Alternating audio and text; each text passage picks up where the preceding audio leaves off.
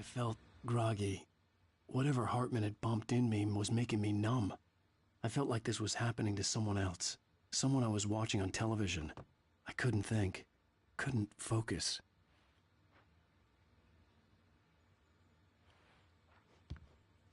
The door was locked.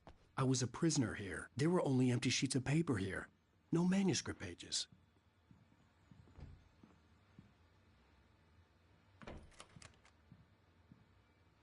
Good evening, Alan. Are we feeling better now? Feeling calm? Yeah. I see you brought your pet gorilla with you. So sure, I'm calm.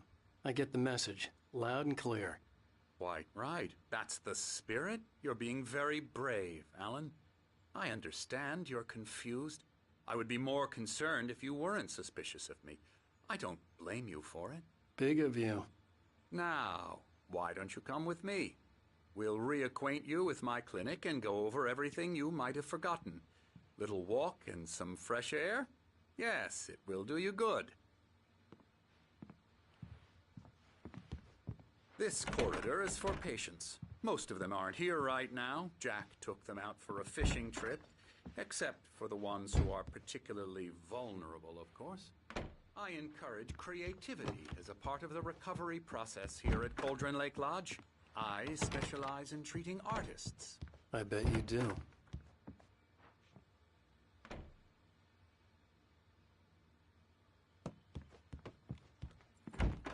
Splendid, Alan.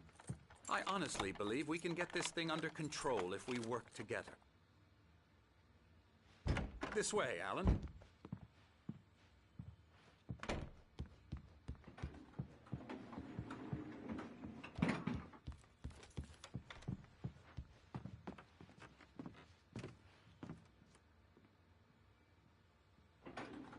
Now, Alan, from past experience with you, I know I need to get right into the heart of the matter as quickly as I can after an episode. So I'm just going to say this. Alice is dead. No. You're in a very vulnerable state until you understand and accept this. Alice drowned, and you couldn't face that. You're suffering from hallucinations, paranoid delusions, unusual thinking, an obsession about light and darkness, a feeling that everything revolves around you, your thoughts and dreams. Your mind has constructed an elaborate fantasy scenario in which your writings are affecting reality. She has been kidnapped and supernatural forces of darkness are trying to stop you. We go this way, Alan. I wasn't ready for another shot, so I went along with it. He had to be lying. But under the influence of the drug he had given me, I had to fight not to believe his words. It's all in your head. You've been making it up. Apart from the tragic accident with your wife, no one has been killed. Your delusions are just a manifestation of your subconscious mind trying to protect you from the too painful truth. Unless we fight the fantasy, it will return. I know the instinct is to resist me, but think about it. Doesn't this make far more sense than the insane supernatural conspiracy you have concocted in your mind? You're a skeptic by nature, Alan. We both know this. Everything can be explained logically.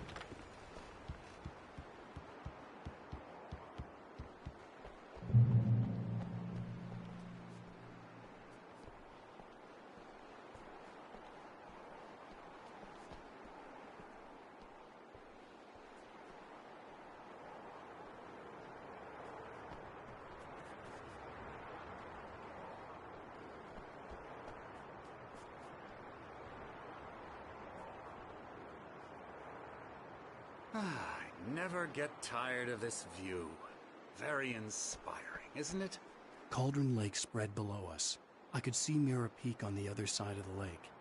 I thought I could make out the spot where Diver's Isle had been when I arrived with Alice.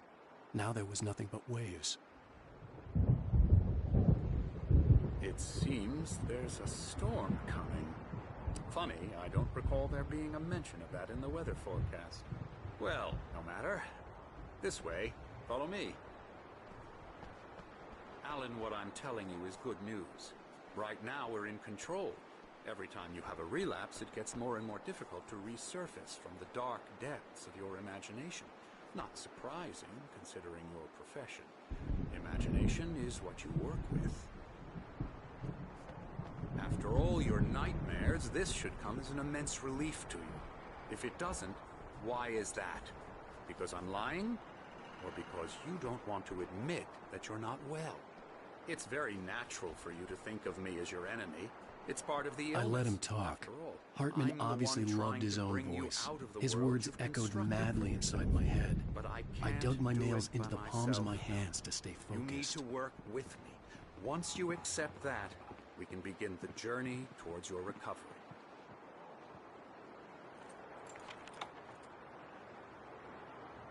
Come along. Let's go inside. Here's the entrance to the office wing. That's for staff only. Scary, You were impressed by my trophies when you first arrived here. I do love to hunt. The great outdoors, man versus nature. It's wonderful stuff.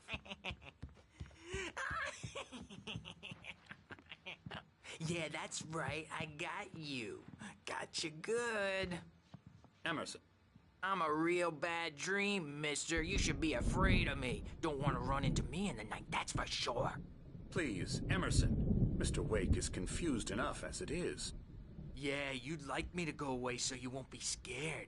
But you can't just decide what kind of dream you have or when you have it. Emerson. Okay. Sorry. Boo. That's Emerson. We're actually making some progress with him, I'm happy to say.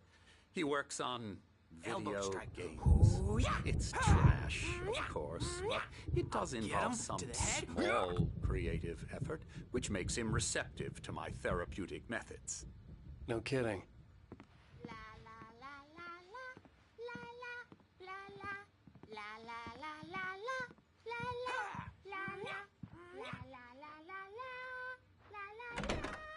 Now, you might have noticed the typewriter in your room. You've been writing as a part of the therapy. As soon as you feel up to it, you should continue.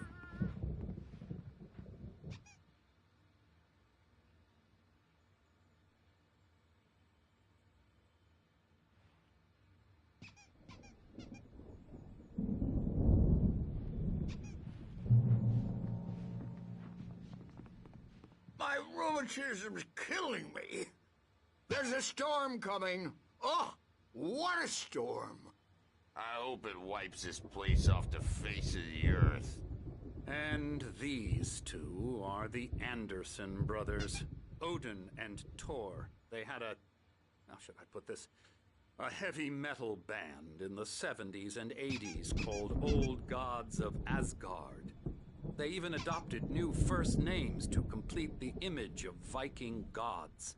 After the band broke up, they lived on a farm nearby. They are, well, in advanced stages of dementia. They're well cared for, TLC and all that. There's nothing more that can be done. I'm afraid that the rock and roll lifestyle has left its mark. No, that won't do.